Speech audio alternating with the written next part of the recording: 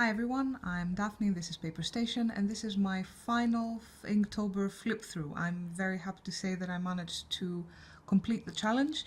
I'm really very happy and really proud of myself, so I'm going to show you the last prompts, the last 10 days basically of the challenge, and do a bit of a sort of take away what it's given me, what I've learned, how how good it was. Or not. So let's start.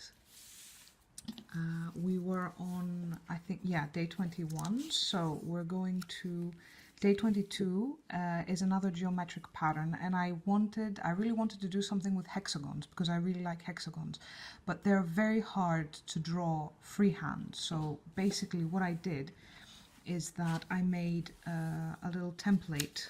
You can see here my work. It's a piece of cardboard, and this is a little hexagon template which I used to trace on the paper to make my pattern, and these are tests for the pattern because I wasn't sure if I wanted to do this variation or this variation, which basically won. So this was my basic, my test with my template, just to see that it worked okay.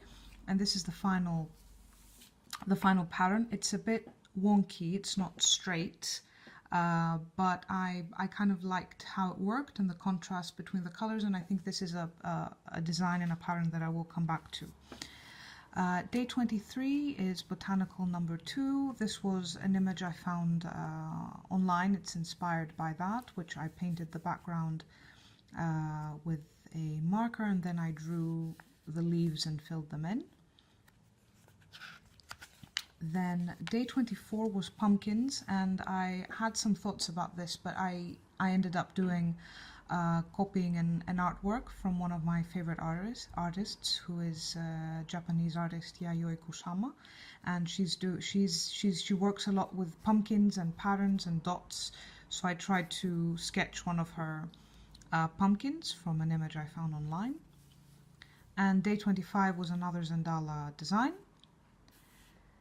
And I tried to use like different colors so that not all the doodle designs would be in like black or blue. So I kind of played with my pens and my colors just to see what would work well.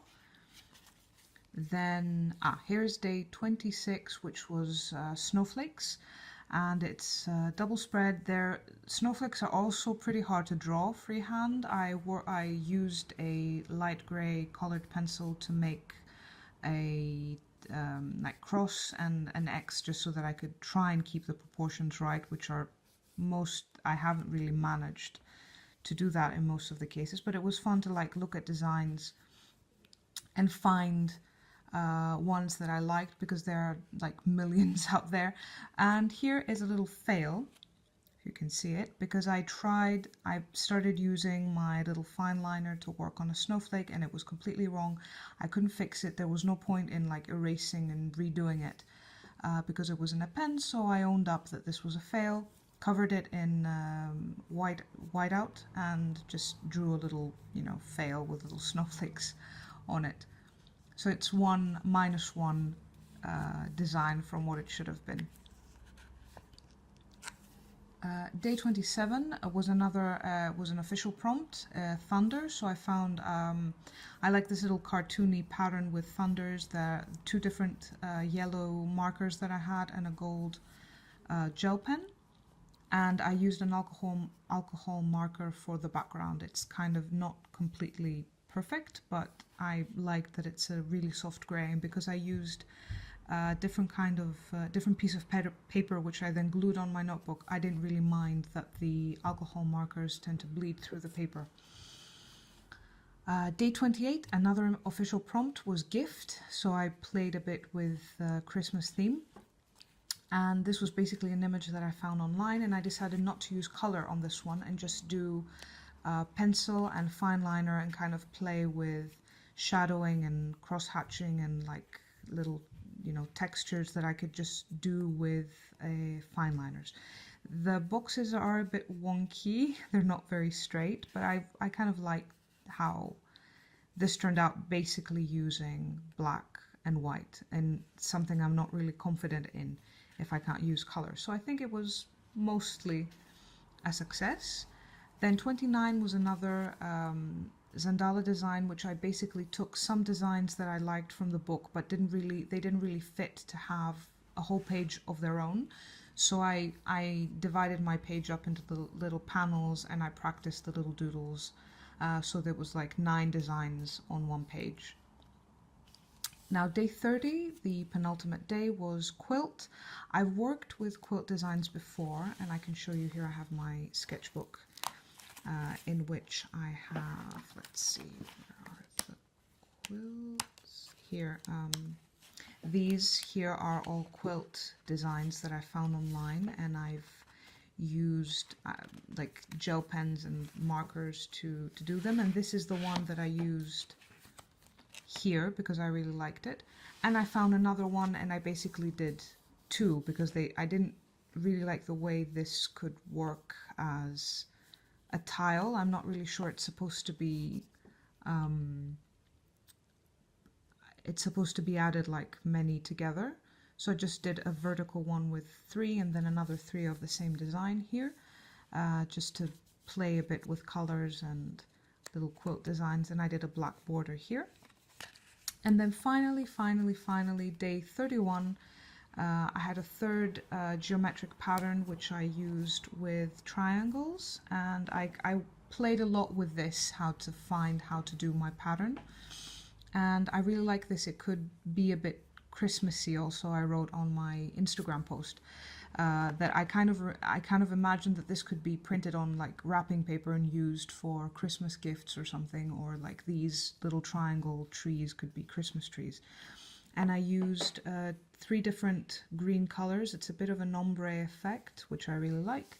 And I also managed to use different washi tape designs for every day of Inktober. I don't think I might have used one twice. I think this one I've used twice, but they're all mostly different.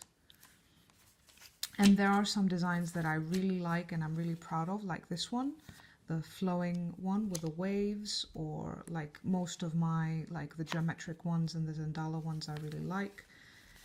This one was very time consuming to do, but I really like the effect. Where is it? This one was also very challenging, the clock, and also the whale that I'm really proud of.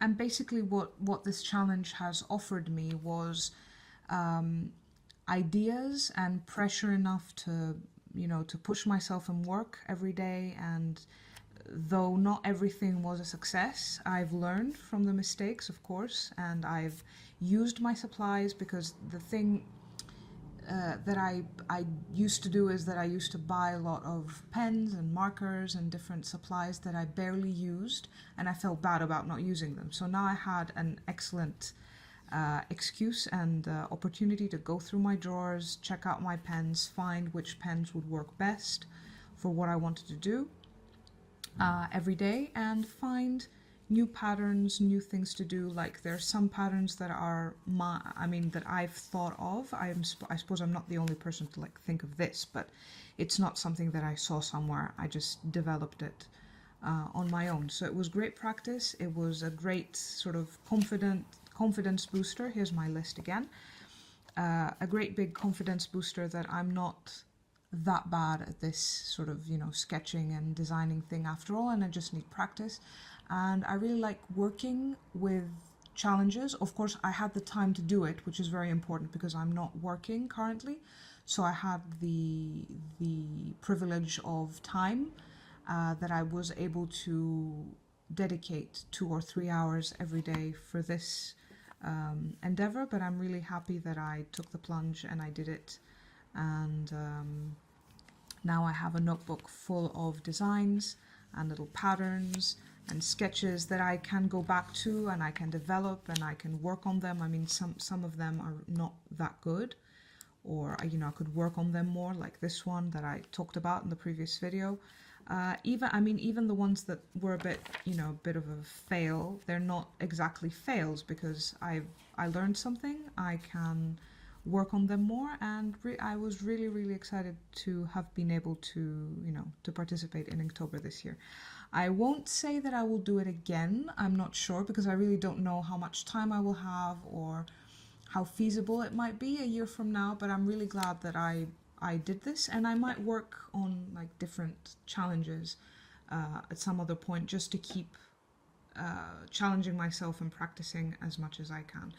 I hope you've enjoyed these series of videos. Please go look at my Instagram if you haven't done so already. I've posted all of the photos from the various designs, and there's a highlight in my highlights section. There's a whole bunch of stories from every day, from my process on how it worked and how many of these like sketches and patterns came together. I will also have a blog post, which is not done yet, but when it's done you will find it in the description below. If you'd like to leave me a comment or ask me something, feel free to do so, and I'll be happy to talk to you. And also, if you'd like to see more videos, please consider subscribing, and I will talk to you soon.